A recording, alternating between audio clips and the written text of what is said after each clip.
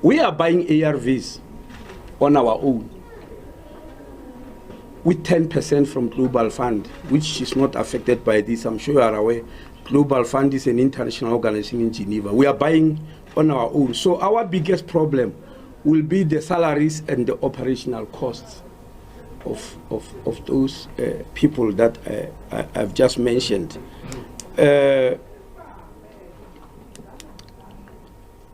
That's what we are trying to look at with Treasury. Motsoaledi says the department may need help from Treasury to plug a 17% funding gap provided by the US President's Emergency Plan for AIDS Relief, PEPFAR. The withdrawal of the aid will affect salaries and operational costs for NGOs involved in the fight against HIV and AIDS. They were told not to come to work, that they cannot in their personal or professional capacities help any patients.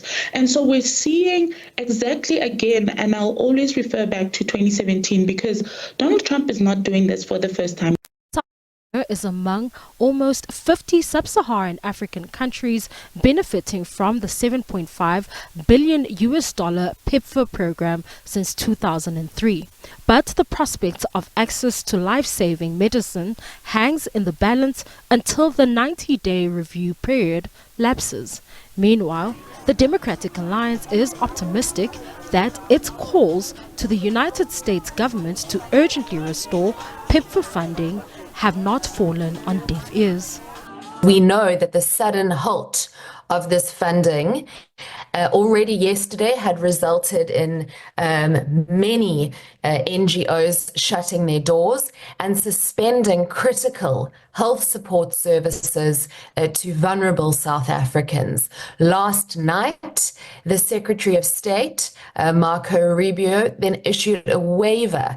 And this waiver was for what he termed life-saving humanitarian assistance, which includes, according to his wording, life-saving medications. The party says any pause in the funding of PEPFAR would leave millions of South Africans who rely on the life-saving medicine vulnerable. Balentle Mthethwa, SABC News, Johannesburg.